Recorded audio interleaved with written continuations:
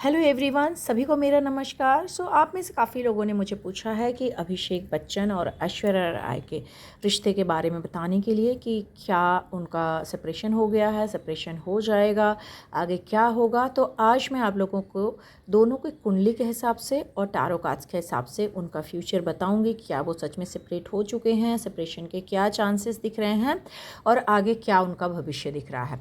तो सबसे पहले मैं आप लोगों से बात करूँगी अभिषेक बच्चन की कुंडली के ऊपर, जिनका जन्म हुआ है मुंबई में 5 फैब को 1976 को।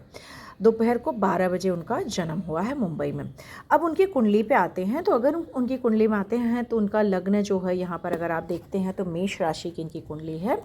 मेष राशि अभिषेक बच्चन की कुंडली है और लग्न मेष है और राशि स्वामी इनका मीन है। तो लग्न मेष राशि का, राशि स्वामी मीन का इनका है। और इनका अगर यहाँ पे मैं आपको कुंडली दिखाती हूँ तो आप देखेंगे तो इनका राशि स्वामी मीन, लग्न मेष और राशि स्वामी गुरु, नक्षत्र स्वामी इनका बुध है। अब उसके हिसाब से अगर आप देखते हैं तो इनके दूसरे भाव में मंगल बैठे हैं वृषभ राशि के और शनि बैठे हुए हैं इनके चौथे भाव में कर्क राशि के और इनका छठा पांचवा भाव खाली है। और इनका अगर आप देखते हैं तो राहु बैठा है यहाँ पे और यहाँ पर इनका बैठा हुआ है केतु। ठीक है, फर्स्ट हाउस में मंगल के भाव में यहाँ पे इनका केतु बैठा है। तो केतु और यहाँ पे राहु। अगर आप इनका 9वां भाव देखते हैं तो बुध और शुक्र और 10वें भाव में सूर्य और 12वें भाव में इनका चंद्रमा और गुरु बैठा है। तो सबसे पहले इनकी पर्सनालिटी के ऊपर आते हैं तो मेष राशि के ये हैं, काफ़ी हठी किस्म के होंगे। जैसे जो लोग होते हैं ना, थोड़े स्टबन किस्म के हो जाएं या अपने हिसाब से चलाने की अपने आप को कोशिश करें, जिद्दी होंगे, दिल के ज़रूर अच्छे होंगे। ऐसे लोगों का दिल काफ़ी साफ़ होता है, तो दिल के ये ज़रूर अच्छे होंगे। लेकिन कहीं ना कहीं अगर इनके गुस्से की बात करें तो काफ़ी शॉर्ट टेम्पर ये रहेंगे। अब साथ में उसमें यहाँ पर केतु बैठ गया तो थोड़े सीक्रेटिव हो जाएंगे, अपने बारे में ज़्यादा किसी के बताएंगे नहीं। अंगारक दोष भी लग गया है, मतलब गुस्सा भी तेज होगा, साथ में सीक्रेटिव भी रहेंगे, किसी को ज़्यादा कुछ बताना भी नहीं चाहेंगे, भले वो इनका जीवन साथी ही क्यों ना हो। अब जीवन साथी का 7th हाउस होता है, तो अगर यहाँ पर देखेंगे तो राहु बैठा हुआ है तुला राशि का। अच्छा, तुला राशि का वैसे उच्च का है, लेकिन जहाँ आप लोग अपनी कुंडली में भी एक बार देखिएगा, यहाँ पे अगर राहु आ जाए या यहाँ पे राहु आ जाए या यहाँ केतु आ जाए और यहाँ केतु, तो ऐसे लोगों के मैरिड लाइफ बहुत डिस्टर्ब होती है। तो इनके डिवोर्स के चांसेस तो बहुत ज़्यादा हैं। अगर यहाँ पर आप देखेंगे इनके डिवोर्स के चांसेस डेफिनेटली बन रहे हैं। और इसके अलावा इनका अगर हम बात करते हैं दूसरा घर, तो यहाँ मंगल बैठा है, तो वाणी के काफ़ी तेज होंगे, पैसा अच्छा रहेगा, परिवार से काफ़ी पैसा, जानी मानी एक हस्ती हैं, इनके पेरेंट्स काफ़ी बड़ी हस्ती हैं, तो वो हम सबको पता है। तो परिवार से धन, परिवार से नाम, परिवार से सब कुछ इनको मिलेगा। लेकिन इनका इंडिविजुअल जो परिवार, जैसे हम कहते हैं ना, हर किसी के इंडिविजुअल, मतलब इनकी वाइफ, इनकी बेटी, बच्चे जो भी रहें, तो इनकी एक बेटी है, तो वहाँ पर यहाँ पर अगर आप देखते हैं तो इनको तकलीफ़ आने वाली है। ठीक है, अब यहाँ से मंगल इनके 8वें भाव को ज़रूर देख रहा है, लेकिन दूसरे भाव में मंगल बैठा हुआ है धन कुटुंब वाणी के, तो कुटुंब मतलब इनके परिवार से विच्छेद हो सकता है, अलगाव हो सकता है, गुस्सा इनका काफ़ी तेज रहेगा, वाणी की काफ़ी ये उग्र स्वभाव हो सकते हैं और गुस्से में किसी भी हद तक जा सकते हैं, मतलब गाली गलौज भी दे सकते हैं। गाली गलौज से ज़्यादा बहुत ऐसे होते हैं ना कि एकदम गुस्से में कुछ भी बोल जाना, जिसकी वजह से परिवार सेटलमेंट में इनको ज़रूर दिक्कत आई होगी शुरू से भी, और अभी भी हो सकता है कुछ कंप्रोमाइज़ इनकी वाइफ भी इनके साथ की हूँ, ऐसा नहीं कि नहीं किए होंगे, ये भी करते हैं। बट यहाँ पे दिख रहा है वाणी की वजह से इनके परिवार से ये दूर हो सकते हैं, मतलब इनके बीवी बच्चों से दूर हो सकते हैं। अब बहन इनके डेफिनेटली है, यहाँ पे भी आप देखेंगे तो बुध का मिथुन लग्न है और 11वें घर में भी तो बहन का योग है, बहन है भी इनके।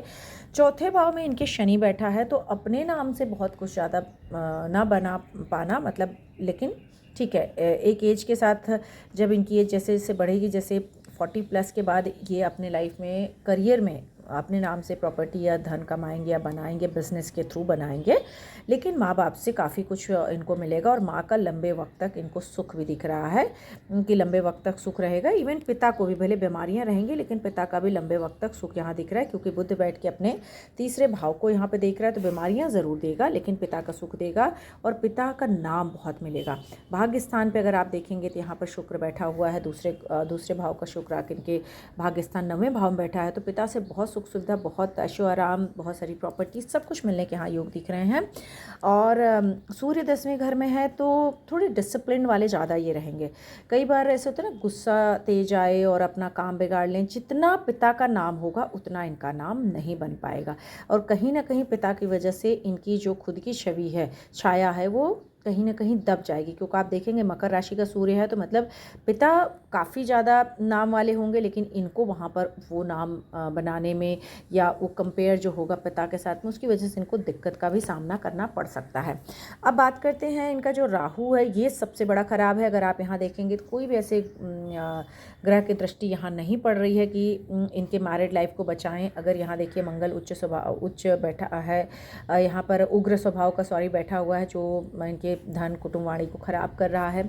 यहाँ पे चंद्रमा बैठा है लेकिन चंद्रमा के भी छठे भाव में दृष्टि जा रही है तो कहीं ना कहीं थोड़ी परेशानियाँ देंगी, संभालने की कोशिश करेंगे लेकिन दिक्कत ज़रूर आएगी। गुरु की भी दृष्टि डायरेक्ट नहीं आ रही है कि इनका 7वां भाव इनका संभाल सके, तो दिक्कतें ज़रूर इनके मैरिड लाइफ में यहाँ पर दिख रही हैं।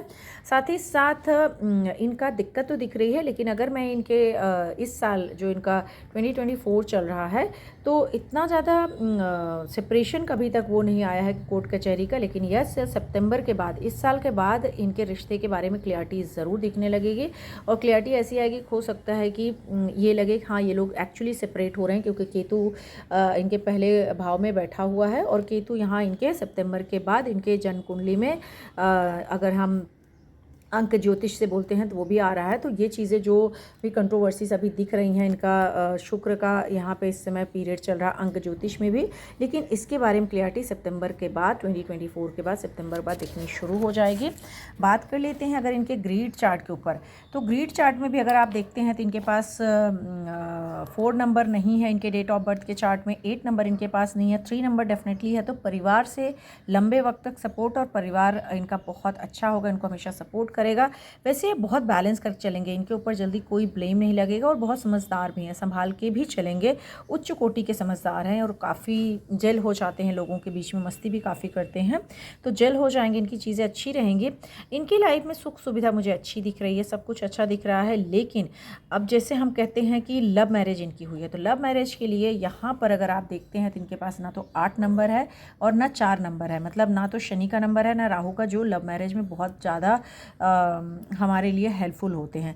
तो यहाँ से भी वीक हो रहा है इनका मैरिज लाइफ, कि अगर इन्होंने लव मैरिज इंटरकास्ट मैरिज कर रखी है जिसमें इनके दिक्कतें दिख रही हैं। लेकिन अगर यहाँ पर आप देखेंगे 2 नंबर, 7 नंबर, 6 नंबर इनके शादी को बचा भी रहे हैं, प्लस इनका 9, 5 एंड 1 सब ग्रीड इनका कंप्लीट है। अगर ये दोनों ग्रीड आप देखेंगे तो कंप्लीट है, तो मतलब ये अपने आप को भी उस रिश्ते में संभालने की कोशिश ज़रूर करेंगे।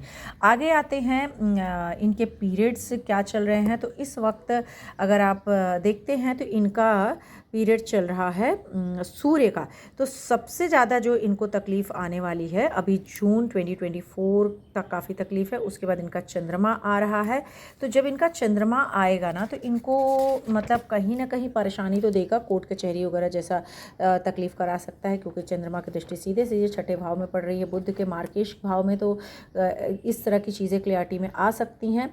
यस, पिता के साथ काफ़ी अच्छा इनका संबंध रहेगा, माता के साथ काफ़ी अच्छा संबंध इनका रहेगा, लेकिन उसके बावजूद भी इनको कोर्ट कचहरी के चक्कर लग सकते हैं या इस तरह कंट्रोवर्सीज हो सकती हैं। पर जब चंद्रमा आता है तो वो डिवोर्स जैसा काम कम कराता है, लेकिन डेफिनेटली इनकी कुंडली में चंद्रमा कहीं ना कहीं राहु के साथ अगर आप देखेंगे तो ग्रहण दोष में जा रहा है और केतु के बाजू में बैठा है, तो ये भी एक ग्रहण दोष लगा रहा है, तो ये भी इनको परेशानी का एक कारण यहाँ बनता हुआ दिख रहा है। अब इनके चंद्रमा के बाद मंगल आएगा, मंगल इनके लिए अच्छा है, तो ये हो सकता है, देखिए यहाँ पर इनके पति पत्नी के सुख में कमी है इनकी कुंडली में। तो कुंडली कई बार इस तरह के सेपरेशन के योग होते हैं। हो सकता है कि ऑफिशियली अभी ये लोग सेपरेट ना हो, वेट करें, लेकिन इस तरह से कि भाई अलग रहना है, एक दूसरे से मन नहीं मिल रहा, वो कंडीशंस इनकी चल रही हैं और ये स्टार्ट भी हुई हैं। इनकी जो भी कंडीशंस स्टार्ट हुई हैं वो स्टार्ट हुई हैं। इनके प्रॉब्लम्स तो शुरू हो गए होंगे अप्रैल 2021 के बाद से, लेकिन शनि जब आया है इनका अप्रैल 2022 के बाद से, तब से इनके प्रॉब्लम्स दिख रहे हैं और फरवरी 2023 के बाद से ये लोग का अलगाव दिख रहा है। मतलब ये अलग अलग दोनों रह रहे होंगे डेफिनेटली, उन्होंने प्लान कर लिया होगा कि अलग रहना है। इस तरह कंडीशंस यहाँ दिख रही हैं। अब ऐश्वर्या राय की कुंडली पे हम लोग आ जाते हैं और ऐश्वर्या राय की कुंडली को देखते हैं ज़रा कि क्या बोल रहे हैं। अब ऐश्वर्या राय कुंडली में अगर आप देखते हैं तो लग्न इनका तुला है, धनु राशि है इनका, और राशि स्वामी इनका शुक्र है और इनका नक्षत्र स्वामी अगर आप यहाँ पर देखते हैं तो ये भी शुक्र है और इनका राशि स्वामी गुरु है। ठीक है, राशि स्वामी गुरु, नक्षत्र स्वामी शुक्र। बात करते हैं इनके तुला राशि, पहले भाव में सूर्य बैठे हुए हैं, नीच के सूर्य हैं। अब तुला राशि में नीच के सूर्य हो गए हैं, मतलब इनके कहीं ना कहीं यश में कमी, पिता के सपोर्ट में कमी, और अगर देखा जाए तो इनके पिता पहले गए हैं, माताजी अभी इनकी जिंदा हैं, और पति के सुख में कमी या पति से सपोर्ट ना मिल पाना। मतलब जहाँ भी हम कहते हैं पिता या पति, सूर्य हमारा उसका कारक होता है, तो अगर आप देखेंगे तो दोनों चीज़ों में इनके सुख में कमी दिख रही है।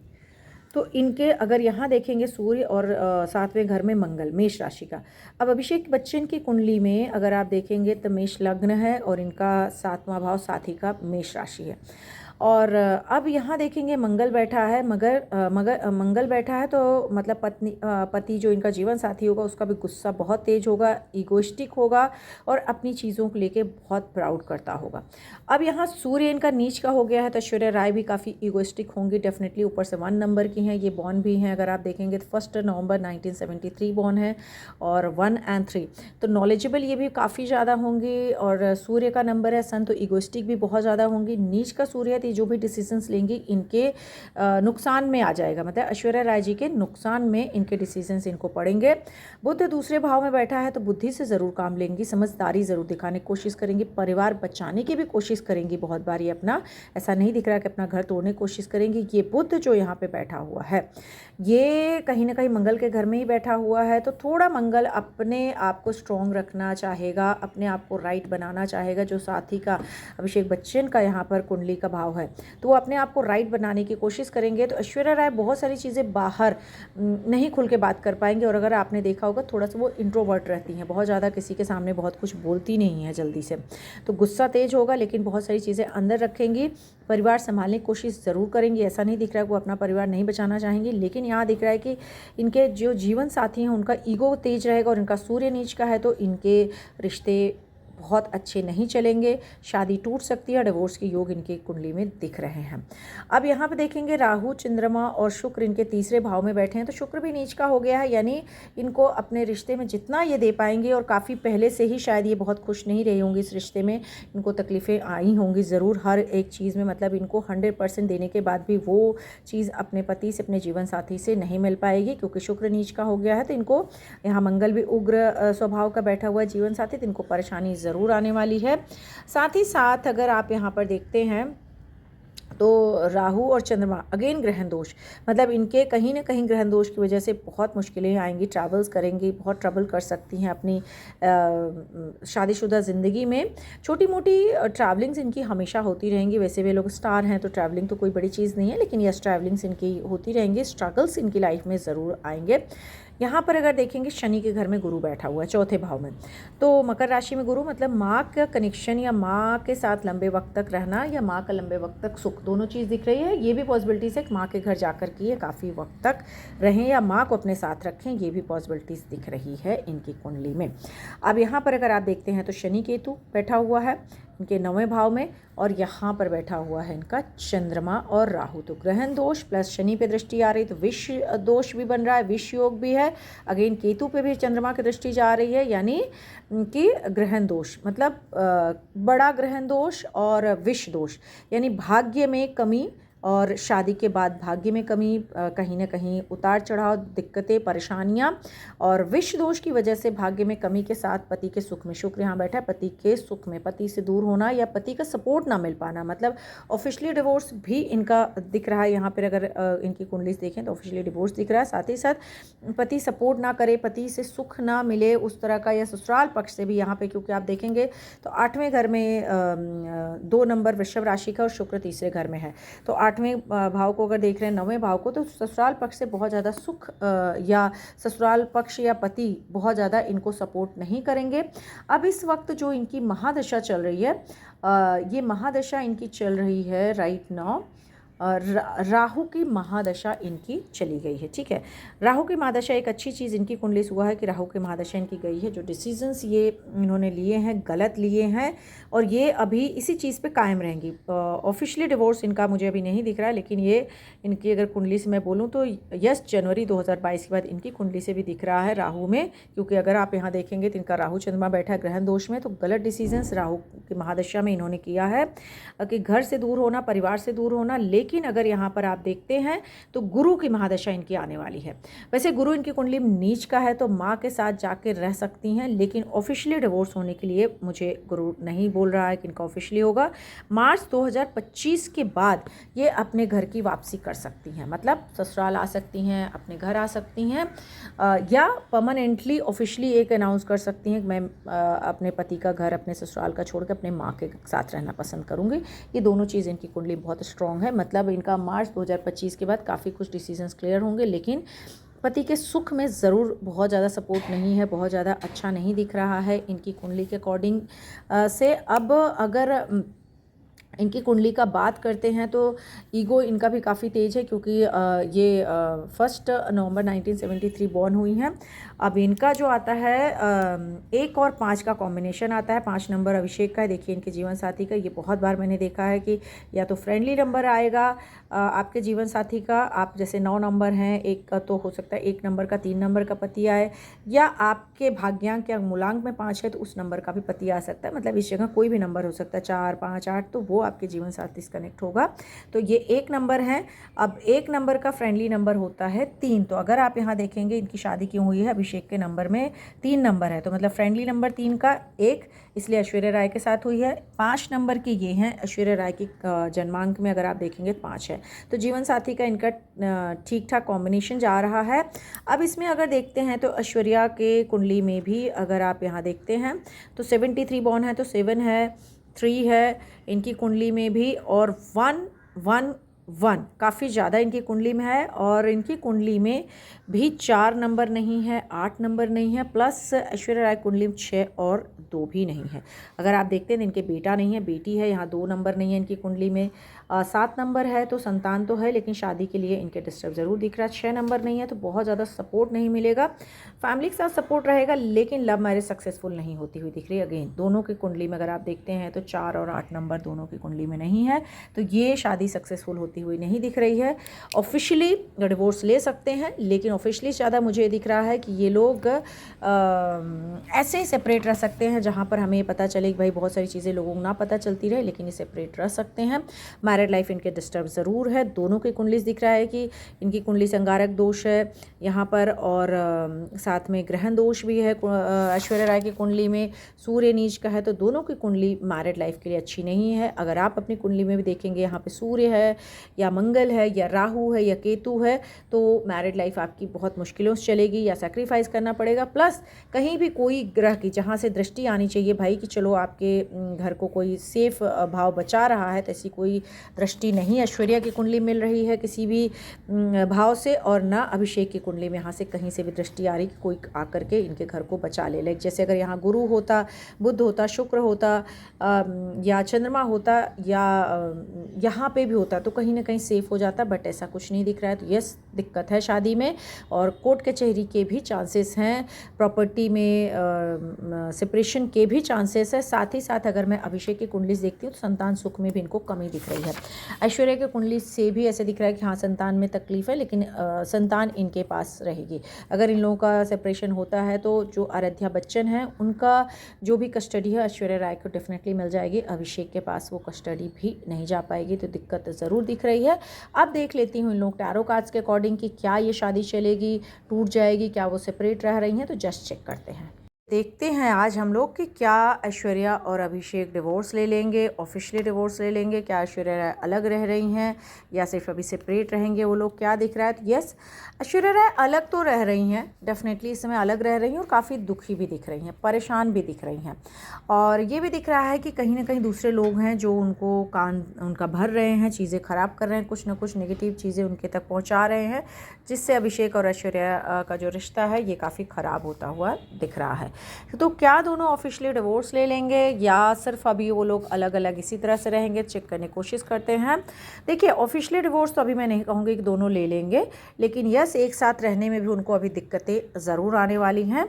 तो क्या दिख रहा है कि 1 साल 2 साल इनका कुछ दिख रहा है कि साथ में आएंगे। अभी तो ये मैं बोलूँगी कि अभी ये दोनों 1 साल तक और अलग रहेंगे। 1 साल के बाद ऐश्वर्या राय थोड़ी सी परेशान होंगी और हो सकता है कि वो अभिषेक को बोलें भी कि भाई, हम दोनों के बीच में ना कोई तीसरा है जो हमारी सारी चीज़ें ख़राब कर रहा है। जिसके बाद हो सकता है कि अभिषेक थोड़ा चेंज हो और इन दोनों के रिश्तों में बदलाव आए और ऐश्वर्या राय को वापस से उनकी पोजीशन मिले और वो अभिषेक बच्चन ही कोशिश करे उनको दिलाने के लिए। ये भी एक चीज़ दिख रही है और दोनों वापस से पैचअप करके साथ आ सकते हैं अपने बच्चे के लिए। पर बहुत सारे कन्फ्यूजन्स आएंगे, बहुत सारे उतार चढ़ाव उसमें भी दिख रहे हैं और किसी मेल अथॉरिटी जो पावर में है उनकी वजह से इन दोनों के रिश्ते में और परेशानी आएगी, क्योंकि यहाँ दिख रहा है कि अभिषेक बच्चन काफ़ी कुछ उनको टारगेट है, जो भी उनके फादर से चीज़ें हैं उसको वो नहीं चाहते हैं कि दूर हों या उनको ना मिले, जिसकी वजह से वो हो सकता है कि ऐश्वर्या को समझाने की भी कोशिश कर सकते हैं कि भाई थोड़ा टाइम हम इसको समझ के लें। बट यस, दिक्कतें परेशानियाँ इसमें दिख रही हैं कि अभिषेक के ऊपर काफ़ी रहेंगी, मतलब उनको हर तरह से बर्डन लेना पड़ेगा, एक साथ शांत रहना पड़ेगा, उसके बाद जाके इनके रिश्ते ठीक होते हुए, बेटर होते हुए दिख रहे हैं, मतलब इनकी बीवी के साथ, इनकी बेटी के साथ, और इन दोनों को हो सकता है कि साथ में तीनों आके रहने भी लगे। इस वक्त दोनों भी कान के कच्चे हो गए हैं और कहीं ना कहीं दूसरों की बातों में आ रहे हैं। ऐश्वर्या को दिख रहा है ना कि उनको अपने हिसाब से सब कुछ चलाना था, काफ़ी रूल करना था, जिसकी वजह से इनके बीच में दिक्कतें हैं। इस समय तो दोनों खैर ज़रूर सोच रहे हैं कि भाई ठीक है, हमें आगे बढ़ना है, हमें चीज़ें करनी है, लेकिन कहीं ना कहीं बर्डन वाली, जिम्मेदारियों वाली चीज़ें दिख रही हैं। एक सोच दोनों के अंदर चल रही है, क्या इस रिश्ते को आगे लेके जाएँ, क्या इस रिश्ते को चलाएँ। बट यहाँ पर ऐश्वर्या कम्फर्ट नहीं है। जो भी सिचुएशंस है, कोई एक इनकी फैमिली में लेडी है जो काफ़ी शार्प है, काफ़ी स्मार्ट है, जिसकी वजह से इनके बीच में लड़ाई झगड़ा चल रही है। ऐश्वर्या को ऐसा लग रहा है कि जो पावर मेरी है, जो मुझे मिलनी चाहिए, वो किसी और लेडी को मिल रही है, जिसकी वजह से वो खुश नहीं है। और यहाँ पर ये दिख रहा है कि अभिषेक बच्चन भी आने वाले टाइम में भी उनको उस तरह से स्टार्टिंग में सपोर्ट नहीं करेंगे, बट लेटर ऑन दिख रहा है कि अभिषेक बच्चन 1 साल के बाद ऐश्वर्या राय को डेफिनेटली सपोर्ट करेंगे और अपने लिए फाइट भी करेंगे। जिस चीज़ के लिए ऐश्वर्या राय लड़ रही हैं, मतलब प्रॉपर्टी, पैसा यहाँ दिख रहा है, उसके ऊपर ना समझौता ज़रूर होगा। कुछ चीज़ें मतलब क्लियर की जाएंगी 1 साल के बाद, दोनों के बीच में चीज़ें आएंगी। डेफिनेटली ये पैसे का, प्रॉपर्टी का ही मामला है, लेकिन पॉजिटिव रिस्पॉन्स आएगा, जिसको देखकर ये कह सकते हैं कि अभिषेक बच्चन 1 साल के बाद ज़रूर चेंज होंगे और अपनी फैमिली को चाहेंगे अपने पास, अपनी बीवी और अपनी बेटी को। तो यस, वो चीज़ होती हुई दिख रही है। सपोर्ट बहुत ज़्यादा नहीं मिलेगा इन दोनों को भी। ऐश्वर्या राय जिस तरह की चीज़ें चाहती हैं अभिषेक से, वो चीज़ें वो नहीं कर पाएंगे, क्योंकि उनके हाथ में पावर नहीं दिख रही। मतलब वो फाइट भी करेंगे, लेकिन जितना ऐश्वर्या राय को चाहिए वो चीज़ें अभिषेक अभी नहीं दिख रहा है, को अब चाह के भी नहीं कर सकते, क्योंकि उनके सामने से ये चीज़ें होती हुई दिख रही हैं कि काफ़ी कुछ चोरी होती हुई, जैसे कहते हैं, उनका रिश्ते, उनका पैसा, उनकी चीज़ें, जिसमें वो बहुत कुछ नहीं कर पा रहे हैं और वो खुद भी थोड़े डिस्कम्फर्ट हैं। वो किसी से इसके बारे में ज़्यादा बात नहीं कर पा रहे हैं, क्योंकि जो भी पैसा, पावर है, वो किसी और के अंडर में है। हो सकता है इनके फादर या कुछ ऐसी चीज़ें जो ये नहीं कर पा रहे हैं और वो काफ़ी एथिक वाले हैं। मतलब उन्हें ऐसा है कि अगर आपको अभिषेक अभिषेक या अभिषेक की फैमिली मिले तो सामने हो सकता है उनकी बेटी के बच्चों को भी सेम मतलब वो देना चाहते हैं, सेम चीज़ें करना चाहते हैं, जिसकी वजह से ये सारी प्रॉब्लम क्रिएट हुई हैं। और ये चीज़ें थोड़े टाइम के लिए ठीक दिखेंगी कि ऐश्वर्या अभिषेक का रिश्ता ठीक हो रहा है, लेकिन फिर से अचानक दिखेगा कि नहीं ठीक हो रहा है, क्योंकि यहाँ पर दिख रहा है कि इनके जो फादर हैं वो अपनी चीज़ों से, अपने जिद से आगे झुकेंगे नहीं, चाहे जो हो जाए। और इसमें पिसने वाले हैं अभिषेक, बहुत ख़राब वे में पिसने वाले हैं, और वो कुछ बोलेंगे नहीं और रिएक्ट भी नहीं करेंगे, शांत रहेंगे और जिस भी तरह चल रहा है कंप्रोमाइज़ करेंगे। तो इनके रिश्ते में डेफिनेटली दिक्कतें हैं और साथ रहने में भी दिक्कतें हैं, क्योंकि अभिषेक का दिख रहा है कि वो अपने आप को वहाँ से निकाल नहीं पाएंगे, और ऐश्वर्या राय कहेंगी ठीक है आप जिस कंडीशन रहो, मुझे नहीं रहना है।